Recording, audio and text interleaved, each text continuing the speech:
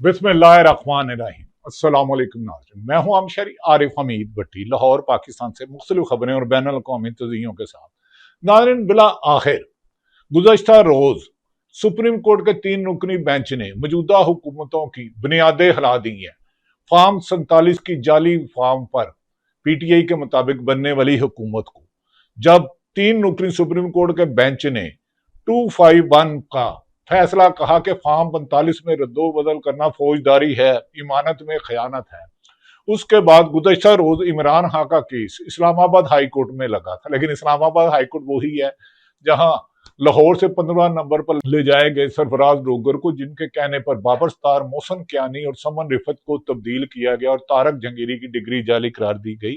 उसके बाद ऐसा लग रहा है कि पाकिस्तान नए हालात करवट बदल रहा है, क्योंकि पाकिस्तान एक तरफ अफगानिस्तान की तालिबान के दहशत गर्दों को नस्तो नबूद कर रहा है, उनके हमलों का जवाब दे रहा है। दूसरी तरफ पाकिस्तान, ईरान और अमेरिका की सॉलिसी अब बड़ी दुनिया में पहुंच गई है। गुज़श्ता रोज रूस के प्रेसिडेंट पुतिन ने डोनाल्ड ट्रंप से तवील बात की और इसके पीछे अमेरिका भी मुतरक, चीन भी मुतरक हो गया। कहा जा रहा है कि बहरा हुर्मुज़ को बंद रखना, उसकी मुकम्मल नकबंदी। ईरान के सुप्रीम चीफ कमांडर ने कहा कि अमेरिका की गलतफहमी है। 30 घंटे क्या, हम 3 माह भी, 4 से 6 हफ्ते भी तेल को जहीरा कर सकते हैं और हमारी तेल की सप्लाई बंद है। बहरा हुर्मुज़ पर अमेरिका की नाकाबंदी आलमी कवानीन की खिलाफ है और इसका अंजाम खतरनाक होगा। उन्होंने वादिया तौर पर कहा। ईरान के स्पीकर बाकर काफ ने कहा, 3 दिन गुजर गए हैं, तेल का कोई कुआं खुश्क नहीं हुआ, ऐसा 30 दिन में भी नहीं होगा। अमेरिकन वजीर खजाना जैसे लोगों के फजूल मशवरे तेल को $120 तक ले गए हैं और 140 तक जाएगा। ईरानी स्पीकर बाकर काली का उन्होंने कहा, यह अमेरिका की हटदर्मी और दुनिया में तेल के मसले सिर्फ ना पाकिस्तान के लिए बल्कि खलीजी ममालिक और खुद अमेरिका के लिए मसला बन गया और अमेरिका को बिला आखिर अपने रवैये पर माफी मांग कर बहरा हुर्मुज़ खुला होगा। बहरा हुर्मुज़ पर अगर अमेरिका ने कब्जे की कोशिश की तो इस तरह का जवाब देंगे कि अमेरिका ने कभी ख्वाब में भी नहीं सोचा होगा। उन्होंने कहा, डोनाल्ड ट्रंप जो अमेरिकन सदर है, बगैर जीत के जंग से निकलना उनके लिए मुश्किल हो चुका है, जबकि इसकी मकबूलियत अपने ही मुल्क में 34% सिर्फ रह गई है। अब अमेरिका का ख्याल है कि 2 महीने ईरान का तेल फरोख्त नहीं कर सकेगा तो माशियत का बोझ उठ जाएगा, जो मुल्क 38 साल 40 साल से सेंक्शनों के बावजूद गुजारा कर रहा है, वो अमेरिका की हार को फतह नहीं बनने देगा। इस पर अमेरिका के सदर पुतिन का भी, रशिया के सदर ने भी अमेरिका के लिए मुश्किलात खड़ी कर दी हैं और डोनाल्ड ट्रंप अब अपीचमेंट से बदलना बज़ाहिर मुश्किल लगता है। अमेरिकी सदर डोनाल्ड ट्रंप की जानिब से ईरान के बहरी नाकाबंदी जारी रखने के ऐलान के बाद आलमी मंडी में खाम तेल की कीमतों में बेपनाह अजाफा, तेल की कीमतों में अजाफा होता जा रहा है, जिसका लोग 4 साल की बुलंद तरीन सतह पर पहुंच गया है। बरतानवी खाम तेल की कीमत में 8% अजाफा होता और बरतानवी खाम तेल की नई कीमत $21 पहुंच गई है, जिसका जिम्मेदार लोग अमेरिका को कह रहे हैं कि अमेरिका अपनी डूबती कश्ती बचाने के लिए दुनिया को। और ईरान ने कहा कि हमारे पास तेल के जखायर ऐसे हैं। और अभी जो अमेरिका ने या इसराइल ने एक बड़े जंग का ऐलान कर रहा है, एक बड़े हमले की प्लानिंग कर रहा है, हम इससे आशना है। ये बड़ा हमला, इनकी नाकामी और इनकी फौज के लोग ईरान की कैद में बहुत जल्द होंगे अगर उन्होंने ऐसी हरकत की। नाज़रीन, दूसरी तरफ पाकिस्तान की सूरत हाल तशवीशनाक होती जा रही है। पाकिस्तान की हुकूमत की माशी नाकामियां और इमरान खान का केस गुज़श्ता रोज सरफराज डोगर के पास लगा। ये वही सरफराज डोगर हैं जो 15वें नंबर पे हाई कोर्ट थे। 26वीं और 27वीं तरमीम में ले जाया गया, जिसे तमाम आईनी माहिरीन अली अहमद कुर्द, हामिद खान, जंगीर जदून और दीगर वकला, एतजाज एहसन, सलमान अकरम राजा, बाबर अमान और पाकिस्तान के तमाम आईनी माहिरीन इसे स्याह कानून कह चुके हैं। कहते हैं ये अदालतों पर कारी जरब है। नाज़रीन, कहा जाता है कि अगर अल कादर का केस 3 दिन सिर्फ ट्रायल ईमानदारी से सुना जाए, आइन और कानून के मुताबिक, जिसमें किसी जज पर खौफ ना हो, लालच ना हो, यकीनन जज आइन और कानून के मुताबिक फैसला करते हैं। और सरफराज डोगर भी चीफ जस्टिस काम में तो आइन और कानून के मुताबिक चलने में बड़ी शोहरत रखते हैं, बहुत ज्यादा शोहरत रखते हैं चीफ जस्टिस मोहतरम सरफराज डोगर साहब। नाज़रीन, गुज़श्ता रोज इस्लामाबाद में अल कादर केस, जो हुकूमत के पास पैसा है, एक टेढ़ी पैसा भी नहीं गया, और ट्रस्ट है, ट्रस्ट होता है कि अवाम की इमानत। इस्लामाबाद हाई कोर्ट में चीफ जस्टिस सरफराज डोगर और जस्टिस मोहम्मद तारक मोहम्मद आसफ पर मुश्तमिल बेंच ने $190 मिलियन पाउंड के केस में इमरान खान और बुशरा बीबी की अपीलों को सजा मतली की दरखास्तों पर समाअत की। और जो कचाकच भरा हुआ था, ये बानी पीटीआई के बुकला और दीगर लोग थे। उनका ख्याल था कि जिस तरह सलमान सफदर आर्गूमेंट कर रहे हैं, ये केस 3 दिन में खत्म हो जाएगा, लेकिन बाद लोगों का ख्याल है कि इस्लामाबाद हाई कोर्ट से इमरान खान को रिलीफ नहीं मिलेगा, और बदकिस्मती है ये केस भी जस्टिस अमीनुद्दीन, जो आईनी अदालत है जिसमें हुकूमत के वोटों की तादाद ज्यादा है, वहां जा सकता है। देखना था, हम फैसला ये करना है कि चीफ जस्टिस सरफराज डोगर इसमें इमरान खान बुशरा बीबी को रिहा करते हैं या सजा बरकरार रखते हैं। लेकिन अवाम और गैर जानिबदार रिटायर्ड जज साहबान कह रहे हैं इस केस में कुछ नहीं, इस केस में सजा रखना हाई कोर्ट के लिए शाना शान नहीं, वरना सुप्रीम कोर्ट से यह केस, जिस तरह जुल्फकार अली भट्टो को 45 साल बाद क्लीन चिट दी गई थी, इमरान खान को भी क्लीन चिट मिलेगी इन फ्यूचर जब भी अदलिया आजाद हुई। बानी पीटीआई के वकील बैरिस्टर सलमान सफदर, जबकि नैब की जानिब से प्रोसिक्यूटर जवेद अशरफ और राफे मकसूद अदालत में पेश हुए। समाअत के दौरान बैरिस्टर सलमान सफदर ने अदालत को आगाह किया कि 8 अप्रैल को अदालती हुक्म पर इनके बानी पीटीआई से मुलाकात हुई। ताहम दौरान मुलाकात इमरान खान की अहलिया बुशरा बीबी से मुलाकात नहीं कराई गई, जबकि अदालती हकामात के बरक्स इनके मुताबिक बुशरा बीबी से इनकी आखिरी मुलाकात 20 दिसंबर 2025, अब आ गया है 30 अप्रैल 2026, 20 दिसंबर 2025 को हुई थी। वकील ने बताया कि मुलाकात के दौरान कुछ तशवीशनाक काबिल अफसोस अमूर सामने आए, जिनमें इमरान खान की बिनाई मुतासर होने का मामला भी शामिल है। इनके मुताबिक बानी पीटीआई ने बताया कि इनको 85% बनाई मुतासर हो चुकी है, 85% बनाई हो चुकी है। एक आंख से देखने में भी सख्त दुश्वारी या मुश्किल है, जबकि डॉक्टरों ने बेहतरी के हकामात कम जाहिर किए हैं। असल रिपोर्ट चेकअप हुआ ही नहीं, यही उनका था कि जाती मालजीन और उनकी फैमिली को मिलाया जाए। सलमान सफदर ने अदालत को बताया कि बानी पीटीआई को 24 घंटों में से 22 घंटे कैद तन्हाई में और बुशरा बीबी उनकी अली को 24 घंटे कैद तन्हाई में रखा जा रहा है, और इनके बकौल गैर जरूरी और इंसानी हकूक की मुनाफी है। उन्होंने सवाल उठाया कि अदालती फैसले में कैद तन्हाई की कोई सजा शामिल नहीं है, तो फिर जेल हुकाम इस इतलाक क्यों कर रहे हैं, इनसे बात पुरस होनी चाहिए। उन्होंने मजीद कहा कि दोनों की आंखों की खराबी के बायस तशवीश, और सवाल किया क्या आया जेल में कोई ऐसा मसला मौजूद है जो कैदियों की बनाई को मुतासर कर रहा है, क्या वजह हो सकती है। वकील के मुताबिक बानी पीटीआई को हाल ही में इलाज के लिए अस्पताल मुंतकिल किया गया, जबकि जेल में मुनासिब तिब्बी सहूलतें दस्तियाब ही नहीं है, और जेल में तो आम डॉक्टर भी नहीं होता जहां बुनियादी ट्रीटमेंट भी हो सके। वकील ने अदालत से इस्तदा की है कि आईजी जेल खाना जात, जेल सुप्रिटेंडेंट और मुतलका डॉक्टर्स को तलब करके सूरत हाल वादिया की जाए और तमाम तफसीली रिपोर्ट सामने लाई जाए। उनको और उनकी पीटीआई को और ओवरसीज पाकिस्तानी इसमें सख्त तशवीश है कि उनके बानी चेयरमैन इमरान खान के साथ क्यों ऐसा रवा सलूक रखा जा रहा है। उन्होंने कहा सूरत वादिया की जाए, कैद तन्हाई का मामला फौरी इसका हल निकाला जाए। उन्होंने नेल्सन मंडेला रूल्स का हवाला देते हुए कहा कि तवील अरसे तक कैद तन्हाई को तशद्दुद तस्वुर किया जाता है, जो इमरान खान पर तशद्दुद हो रहा है वादियुल नज़र में। दूसरी जानिब चीफ जस्टिस सरफराज डोगर ने इस्तफसार किया कि अपीलों पर दलाइल क्यों नहीं दिए जा रहे। उन्होंने रिमार्क देते हुए कहा कि अदालत अपील सुनने के लिए तैयार है और रोजाना की बुनियाद पर समाअत करके फैसला कर सकती है। अब अंदाजा करें फैसला क्या हो सकता है। एनए 251 में कहा कि फार्म 45, तो पंजाब में तो 80% फार्म ही 45 को तब्दील करके 47 में रद्दोबदल किया गया है। लगता है अगर अदालतों को इंडिपेंडेंट काम करने दिया गया तो मौजूदा हुकूमत गई और पीटीआई 180 से, अगर फॉर्म 39 के मुताबिक इलेक्शन कमीशन दोबारा रिजल्ट देता है तो पीटीआई को हुकूमत बनाने से कोई नहीं रोक सकता। लेकिन ये सवाल है कि क्या इलेक्शन ट्रिब्यूनल फैसला करेगा, क्या हाईकोर्ट मेरिट पे फैसला करेगी? ये हतमी फैसला अदालतों का ही होगा, ये वी लॉग में फैसले नहीं होते।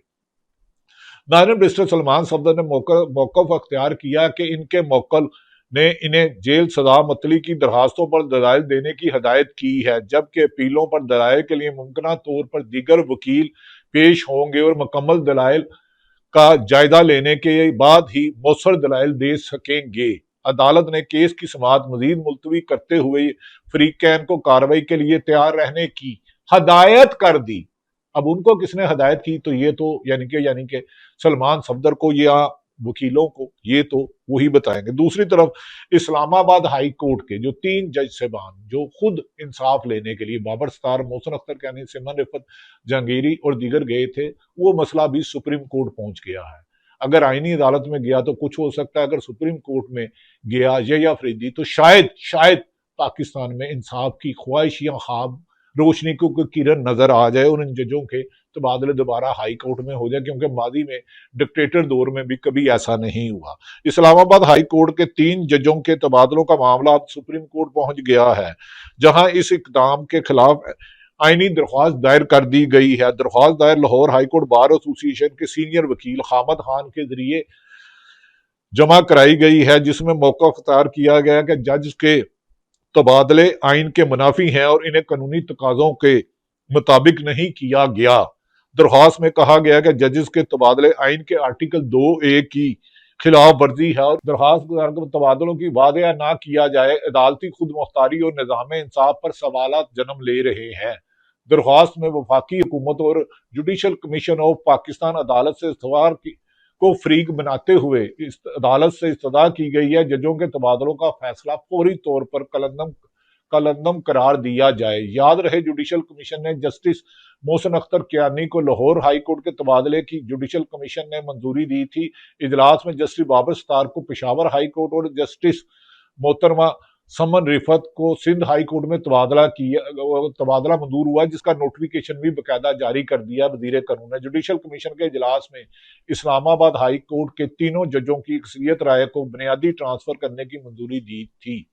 अब आ जाते हैं नाजरीन, पाकिस्तान ने अमेरिका और ईरान मुज़ाकरात में कलीदी किरदार किया और पूरी दुनिया सराह रही है, लेकिन डोनाल्ड ट्रंप ने अपनी शिकस्त को जीत का नाम देने के लिए एक और बड़े हमले की धमकी दी है, जिस पर ईरान ने के सुप्रीम कमांडर आयतुल्लाह खamenei ने कहा कि अगर इन्होंने ऐसा हमला किया, उनका नेशनल पशीन डे पर पैगाम है कि बहरा खुरमस अब अमन की तरफ आ रहा है और अमेरिका जंग रुकवाने में नहीं जंग करवाने में एक्सपर्ट है। अपना दुनिया के जिस मुल्क में आयल के जहीर मादनिया तो वहां हमला करता है और अमेरिका पाक दुनिया में अमन नहीं जंग की इसकी तारीख है।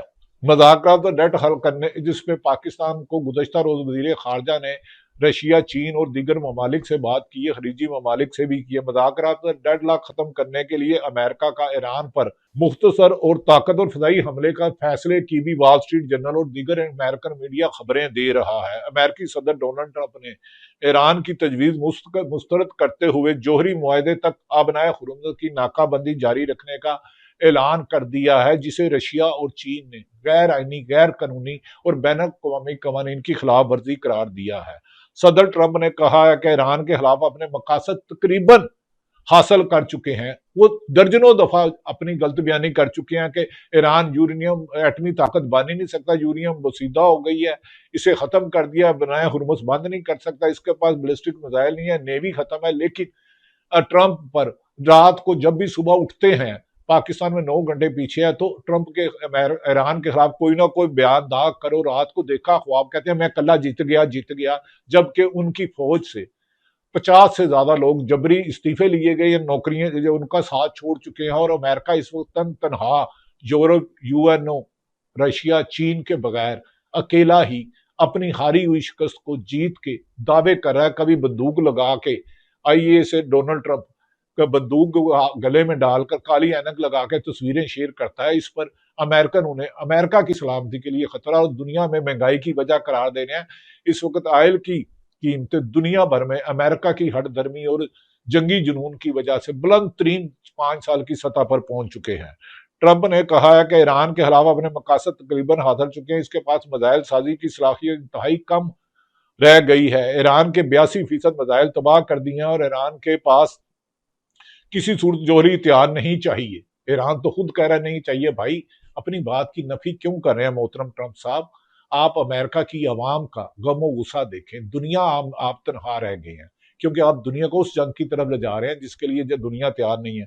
बुध को अमेरिकी न्यूज वेबसाइट के एक्सोस को दिए गए एक जरीदे को इंटरव्यू में सदर ट्रंप ने वादा किया कि ईरान की जानिब से बनाया खुरमत खोलने और अमेरिकी नाकाबंदी खत्म करने की तजवीज मुस्तरद कर दी है। इनके मुताबिक वाशिंगटन का मौकव है कि पहले ईरान को जोरी मुआहदे पर आमादा होना होगा। रिपोर्ट्स के मुताबिक अमेरिकन कमांड सेंटकॉम ने ईरान पर मुख्तसर और ताकतवर फिजाई हमलों का एक मंसूबा भी तैयार किया है, लेकिन अभी तक किया नहीं है, जिसका मकसद मुज़ाकरात में तातील तोड़ना बताया जाता रहा है। इन मुमकिन हमलों में बुनियादी ढांचे को निशाना बनाने का इम्कान जाहिर किया गया। मैं ये नहीं कह रहा करेगा, जाहिर किया गया। अमेरिकन मीडिया ये दावा करा है। इन हमलों के बाद ईरान को दोबारा मुज़ाकरात की मेज पर लाने और ज्यादा लचक दिखाने पर मजबूर किया जाएगा।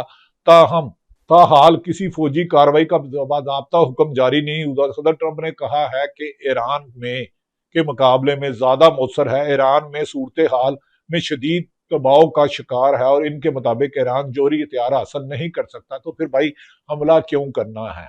अमेरिकी सदर ने यह भी दावा किया ईरान की तेल की बरामदात रुकने से इसके आयल जहायर और पाइपलाइन खतरनाक हद तक दबाव में हैं। ताहम बाद माहिरीन ने इस दावे को शुक्र सबूत का इजहार जाहिर किया है। ट्रंप के मुताबिक तेहरान नाकाबंदी खत्म कराने के लिए मुआहदा चाहता है, लेकिन अमेरिका इस वक्त तक कोई नरमी नहीं दिखाएगा जब तक जोहरी मामला हल नहीं होगा। इंटरव्यू के दौरान सदर ट्रंप ने मुमकिन फौजी कार्रवाई या आइंदा अस्करी मंसूबों पर तबसरा करने से गुरेज किया। ताहम उन्होंने मौकफ दोहराया है कि ईरान के जोहरी हथियार हासिल नहीं, जो इसका वो खुद तस्लीम कर रहा नहीं। ईरान के सुप्रीम लीडर आयत मुज्तबा आयतुल्लाह खमीनी ने कहा है कि अमेरिका का हित्ते में शर्मनाक और कशीदगी हालात की वजह अमेरिका है। ईरान ने इस्तेकाम और बहादुरी से इसका मुकाबला किया है। कशीदा सूरत हाल पर अपनाए हुर्मुज़ में बहादुरी और इस्तेकाम से किया, इसी वजह से अमेरिकन बेड़े उनके आगे नहीं बढ़ चुके। बैरा हुर्मुज़ पर उन्होंने कहा कि हम ऐसा जवाब देंगे अगर ईरान ने किया तो तारीख अमेरिका को और अमेरिकन अवाम और दुनिया नहीं माफ करेगी। इस सिलसिले में रशिया, चीन, पाकिस्तान और दीगर ममालिक ने इस जंग बंदी के लिए अहम किरदार कर दिया। नाज़रीन आखिर में सिर्फ बताएंगे कि इमरान खान की बहन अलीमा खान ने इमरान खान के बात पर कहा है जज साहब बहुत सख्त परेशान थे। आज की समात पर उन्होंने कहा है कि सलमान सफदर जब इमरान खान का अलकैदर था, अलीमा खान का एक्स पे एक पोस्ट शेयर की गई है, जज साहब बहुत सख्त परेशान थे कि मैं किस तरह इस केस को निकाल कर आईनी अदालत में भेजूं।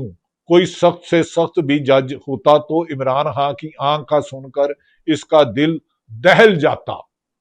ये मुजरमाना चीजें करने से शर्मा नहीं रहे, हमें इन अदालतों से निकल जाना चाहिए। ये इतना नहीं कर सकते कि जाकर देखें कि इमरान खान को जेल में कहीं कोई खतरनाक चीज तो नहीं दी गई।